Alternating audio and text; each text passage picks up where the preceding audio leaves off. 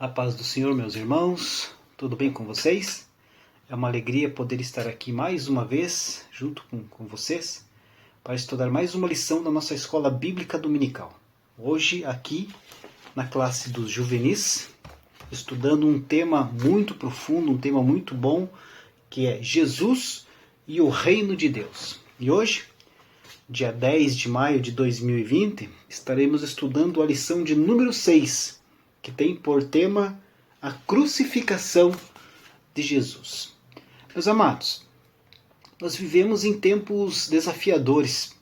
Nós somos confrontados diariamente com a falta de amor, o individualismo, o hedonismo, o consumismo e tantas outras características que acabam nos deixando atônicos, né?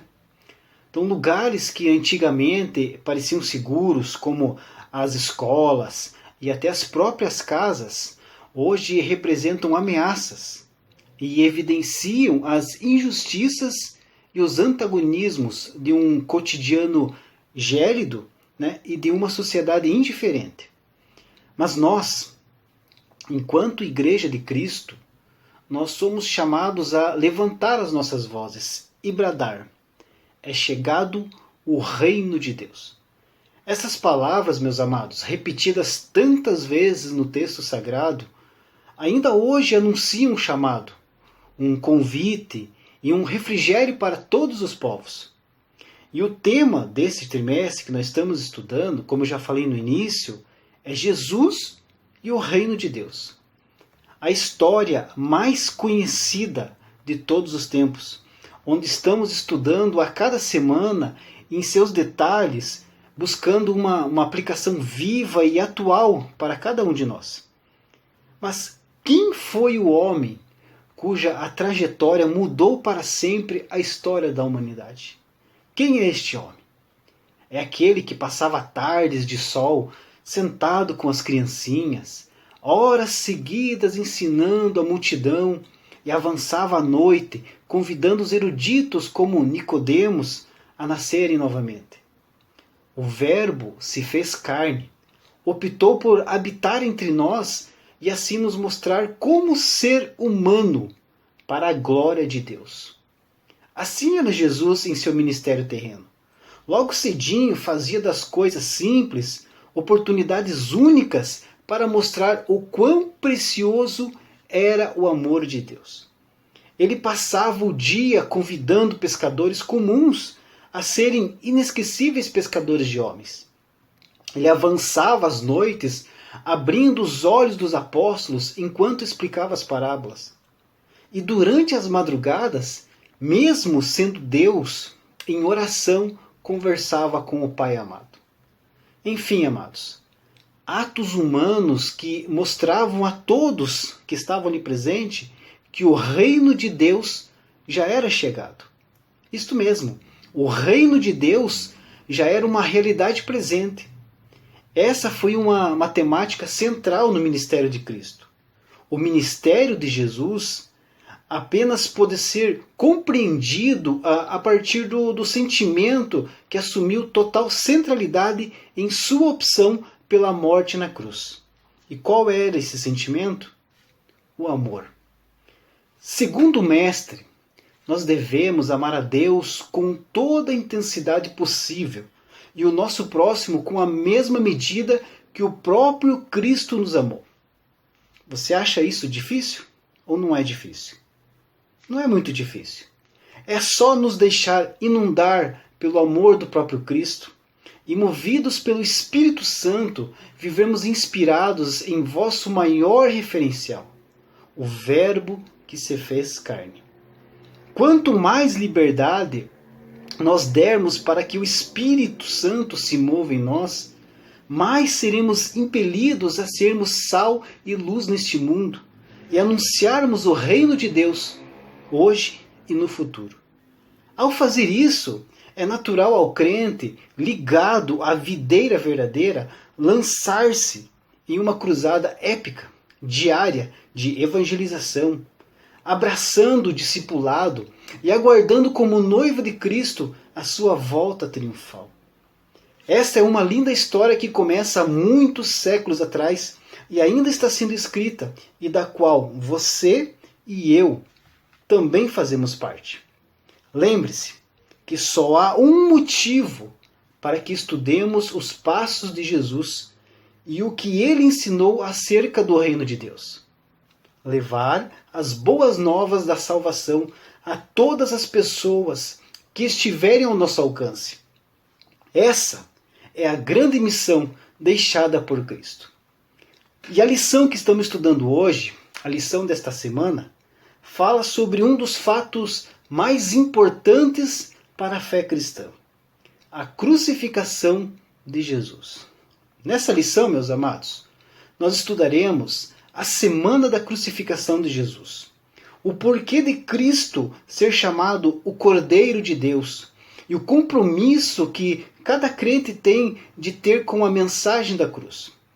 A crucificação de Cristo trouxe salvação para o ser humano pecador. Agora, amado, eu te pergunto, como foi possível condenar alguém à morte apenas por falar de amor, pregar sobre a verdade da hipocrisia religiosa da época e se autorrevelar o Deus encarnado? Os homens do tempo de Jesus fizeram isso com ele. E parece-nos que, enquanto estávamos cegos em relação às coisas de Deus, nós faríamos a mesma maldade também. A condenação de Jesus foi sórdida, falsa e covarde. Os líderes religiosos, após praticarem toda a perversidade que fizeram com Jesus, eles foram celebrar a Páscoa no Templo de Jerusalém como se nada tivesse acontecido, pois era o sábado da Páscoa. Quanta falsidade, maldade e injustiça! Deus não comunga com isto. Então, amados, que o nosso coração seja o lugar do bem, do amor e da justiça. Mas agora, vamos falar um pouco sobre a crucificação de Jesus, que é o tema da nossa aula do dia de hoje. Eu te pergunto, você lembra como foi?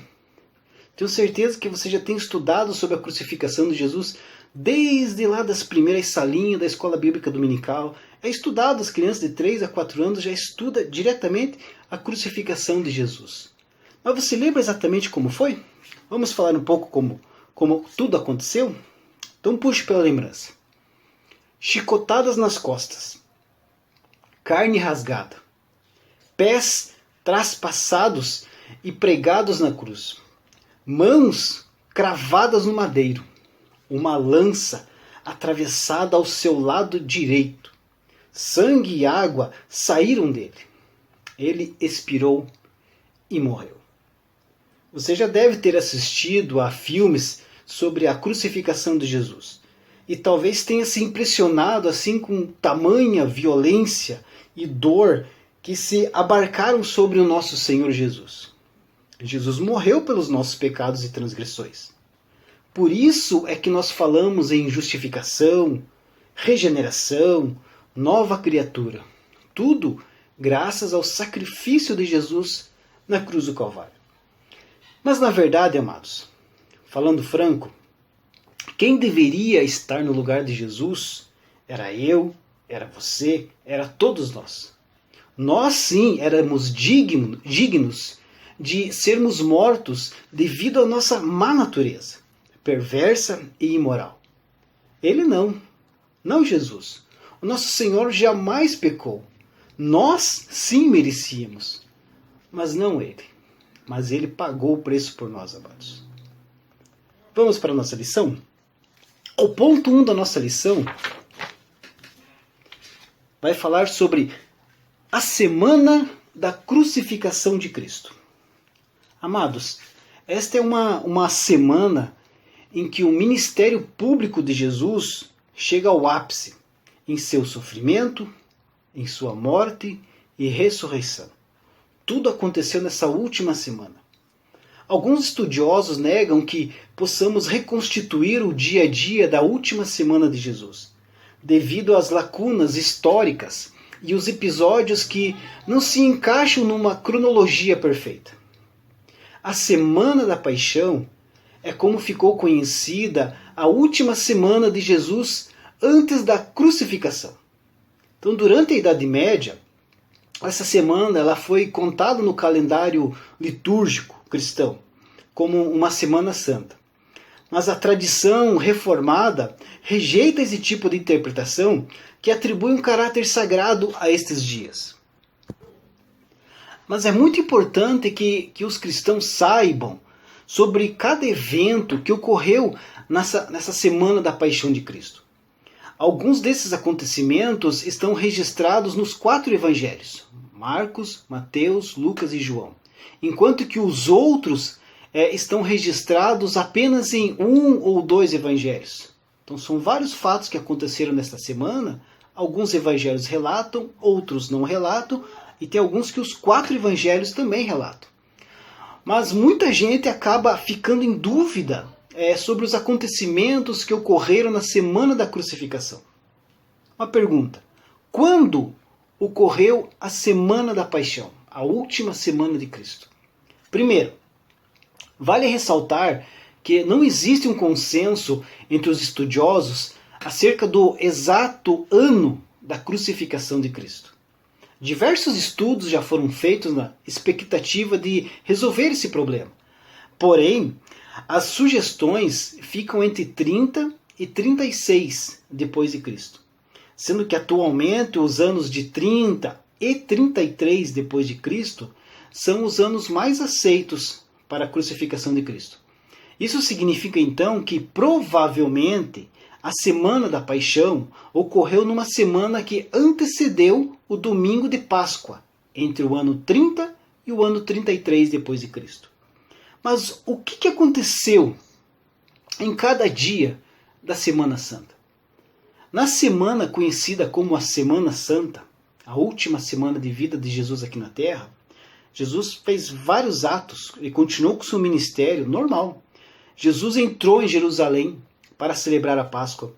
Ele passou os seus últimos momentos com os discípulos. Ele instituiu a ceia. Ele foi crucificado e ressuscitou. Essa semana foi muito importante, porque foi aí que Jesus cumpriu a sua missão de salvar o mundo. Mas, se nós analisarmos a última semana antes da crucificação, nós percebemos que Jesus conseguiu manter o seu foco, a sua ternura e a sua lucidez, mesmo tendo a certeza do que já lhe esperava lá na frente. Ele continuou abençoando vidas nas questões mais simples do cotidiano, uma inspiração, amados, uma inspiração para as nossas próprias histórias de vida.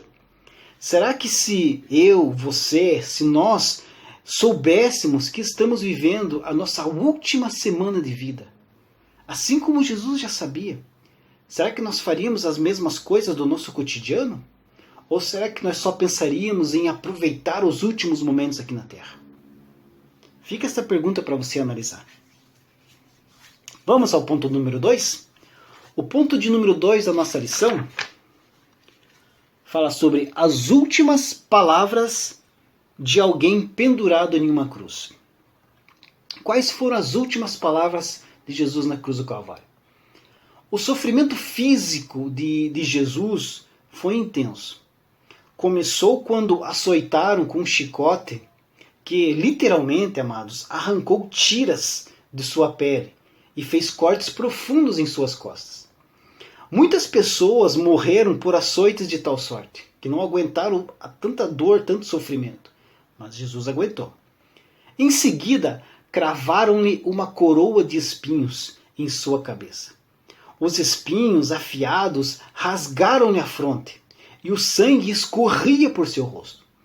Eles também feriram-no o rosto, cuspiram nele e arrancaram-lhe pedaços de sua barba com as próprias mãos. Em seguida, fizeram-no carregar a sua própria cruz pelas ruas de Jerusalém, até o local da execução, chamado Calvário. Por fim, amados, grandes cravos atravessaram-lhe os pés e parte inferior de suas mãos, na junção da palma e do punho. Assim, ele foi pregado na cruz. Nós nos acostumamos a ver atores de Hollywood retratarem Jesus nos filmes E esses filmes, todavia, nunca adequadamente mostram a brutalidade e o horror profundos da crucificação. O que vemos nesses filmes não é nada comparado ao que Jesus realmente experimentou na cruz do Calvário. Cortes foram abertos em seu couro cabeludo. O sangue escorria pelo rosto e pescoço. Os seus olhos quase fechados pelo inchaço. Seus lábios dilacerados e sangrando. Seria difícil reconhecer o nosso Mestre. No entanto, isso era exatamente o que o profeta Isaías já havia profetizado lá no Antigo Testamento sobre o servo sofredor, em Isaías 52:14. A zombaria e o cuspir no rosto também foram profetizados pelo próprio profeta Isaías, lá em Isaías 50, versículo 6. Isso, amados, nos leva à cruz do Calvário. Jesus é ali crucificado, o seu sangue sendo derramado, ali pendurado na cruz. Ele profere 7 palavras, as suas últimas 7 palavras na cruz do Calvário. E eu gostaria que nós refletíssemos, pensássemos sobre essas 7 últimas palavras de Jesus pendurado na cruz do Calvário. A primeira palavra, perdão. Por que perdão? Jesus, lá na cruz, disse: Pai, perdoa-lhes, porque eles não sabem o que estão fazendo. Essa é a razão pela qual Jesus foi à cruz, para perdoar os nossos pecados. A segunda palavra, salvação. 2 ladrões foram crucificados, um de cada lado de Jesus. Você conhece a história. E um deles creu em Jesus e foi salvo. A conversão daquele segundo ladrão é algo muito revelador para as nossas vidas. Esse ladrão ele foi salvo da mesma forma que você e eu devemos ser salvos. Crê no Senhor Jesus Cristo e será salvos, como está escrito lá em Atos 16:31. Creia sinceramente em Jesus e Ele te salvará pelo seu sangue e a sua justiça, assim como salvou o ladrão na cruz. A terceira palavra, afeição. Jesus disse à sua mãe: mulher, eis aí o teu filho. Depois disse ao discípulo João que estava ali: eis aí a tua mãe. Você acompanha lá em João 19, do versículo 25 ao 27, essa passagem. Jesus disse a João, o apóstolo amado que estava ali presente, aos pés da cruz, que cuidasse da sua mãe Maria. A vida cristã, amados, não se resume apenas em ser salvo. Você precisa também ser cuidadoso. Cristo entregou a sua querida mãe ao apóstolo João, ao apóstolo amado. Assim como ele entrega você aos cuidados da igreja local. Ninguém pode seguir na vida cristã sem o cuidado e o carinho da igreja local. Essa é uma verdade que muitas vezes é esquecida em nossos dias. Nós somos cuidados pela igreja local, assim como Jesus cuidou de uma forma tão especial de sua mãe naquele momento de dor, naquele momento de partida. A quarta palavra, angústia. Jesus em alta voz disse: Eli, Eli, lama sabachthani, isto é, Deus meu, por que me desamparastes? Este grito angustiado de Jesus mostra a realidade da Trindade, a divindade. O Deus Pai virou-se no momento em que o Deus Filho carregou seus pecados na cruz. A quinta palavra, sofrimento. Depois, sabendo Jesus que todas as coisas já estavam consumadas, para que a Escritura se cumprisse, ele disse: tenho sede. Estava, pois, ali um vaso cheio de vinagre, e encheram de vinagre uma esponja, e pondo-a no ensopo, lhe chegaram à boca. Você acompanha lá em João 19, 28 e 29 esta passagem. Este versículo, amados, nos mostra o grande sofrimento que Jesus passou para pagar pelos nossos pecados. Jesus sofreu Mesmo ele sendo Deus, ele estava ali na forma humana, 100% Deus, 100% homem. Jesus sofreu como qualquer ser humano normal sofreria. A sexta palavra, expiação. Quando Jesus tomou o vinagre, disse: está consumado. Jesus pagou a plena expiação pelos nossos pecados, de uma vez por todas, ali na cruz do Calvário. O plano da salvação estava consumado. A sétima palavra, compromisso com Deus. E Jesus, clamando com grande voz, disse: Pai, nas tuas mãos entrego o meu espírito. E havendo dito isto, ele entregou o seu espírito. Lucas 23, 46. Jesus demonstrou o seu compromisso total a Deus Pai em sua última declaração antes da morte. Assim como o grande pregador Charles Spurgeon apontou, isso reflete as primeiras palavras registradas de Jesus na Bíblia Sagrada. Você lembra? Lucas 2,49? Não sabeis que me convém tratar dos negócios de meu pai? Jesus, com 12 anos, José e Maria achavam que tinham perdido. Quando voltaram, encontraram Jesus ensinando no templo. Ele já estava tratando nos negócios do pai dele, Deus Todo-Poderoso. Então, do começo ao fim, Jesus fez a vontade de Deus. As últimas palavras de Cristo na cruz nos mostram lucidez, amor e foco. Era o amor de Deus resgatando a humanidade das garras do pecado. Muitas lições para nós, lições profundas nessas passagens, nessas últimas palavras de Cristo na cruz do Calvário. Mas prosseguindo com a nossa lição, o ponto de número 3 diz assim: pelas suas pisaduras fomos sarados. Amados, aqui o termo pisaduras significa feridas. Isto é, por meio dos seus ferimentos fomos sarados ou curados do pecado. Pelas pisaduras de Jesus, nós fomos sarados. Nós recebemos a solução ao nosso principal problema. E qual era o nosso principal problema? O pecado, que traz a morte espiritual, a separação do homem e Deus.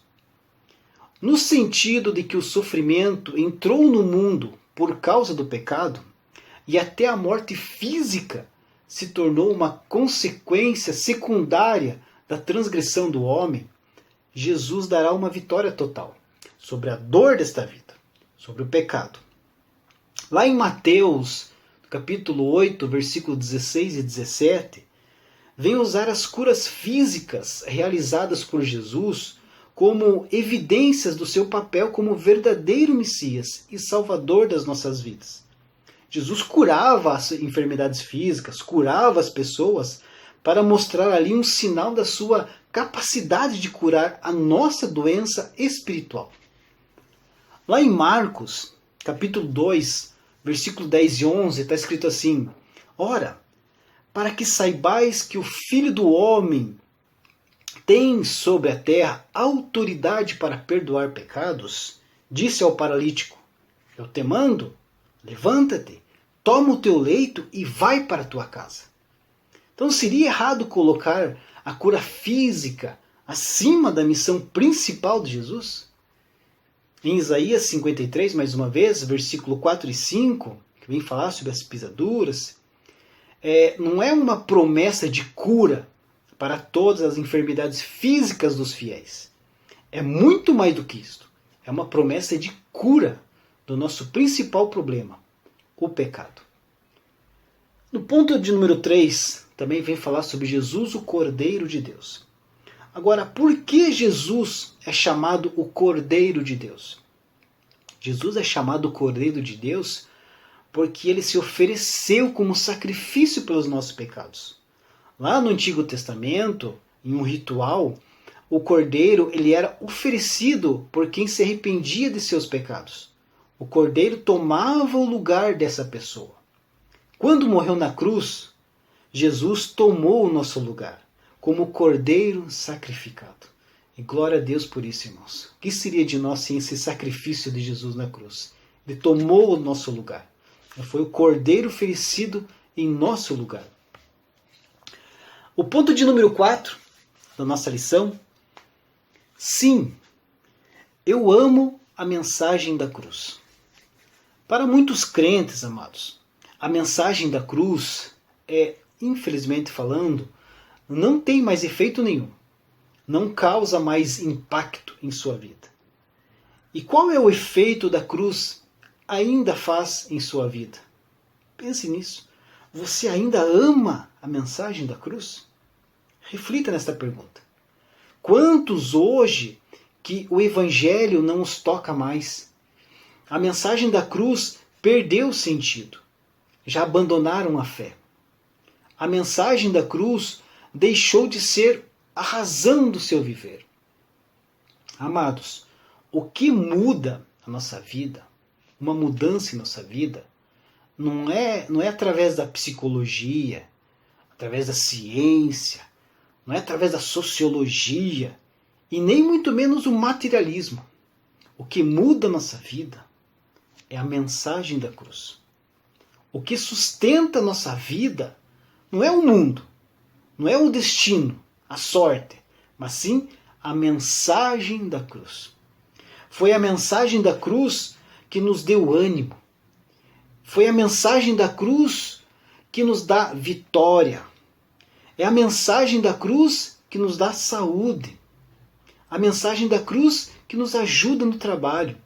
Norteia o nosso lar, a nossa família, nossos filhos, em tudo. Sabe por quê? Porque esta mensagem foi um dia, é hoje e será sempre a razão das nossas vidas. Então nunca perca o amor pela mensagem da cruz, o principal motivo da nossa vida. Para concluir a nossa lição, há alguns que pensam que crer em Deus é suficiente, mas estão errados. Exatamente. Ninguém é salvo por crer em Deus apenas. O próprio Jesus disse, ninguém vem ao Pai senão por mim. Então, em João 14, versículo 6. O teólogo doutor A.W. Tozer disse assim em certa feita, Cristo não é um dos muitos caminhos para aproximar-se de Deus. Nem ele é o melhor de vários caminhos. Jesus, Cristo, é o único caminho. A.W. Tozer que falou. Se você não confiar em Jesus, você está perdido. Não importa o quão bom você seja, não importa quantas vezes você vá na igreja, canta no beck da igreja, canta hinos de louvor, leia a Bíblia, você estará perdido se não confiar em Jesus. Ninguém vem ao Pai senão por mim. O sangue de Jesus é o único que pode purificá-lo do seu pecado. Ao ser pendurado na cruz, o Mestre continua nos impactando com as suas palavras. O que fica então é a alegria em sermos novas criaturas, mediante o novo nascimento, que acontece quando aceitamos a Cristo como único e suficiente Salvador das nossas vidas. Eu te convido, vamos anunciar isto ao mundo? Deus abençoe a tua vida, que continue estudando na Escola Bíblica Dominical, que você consiga ver este vídeo e que seja bênção na sua vida. E próxima semana estaremos aqui mais uma vez. Deus abençoe.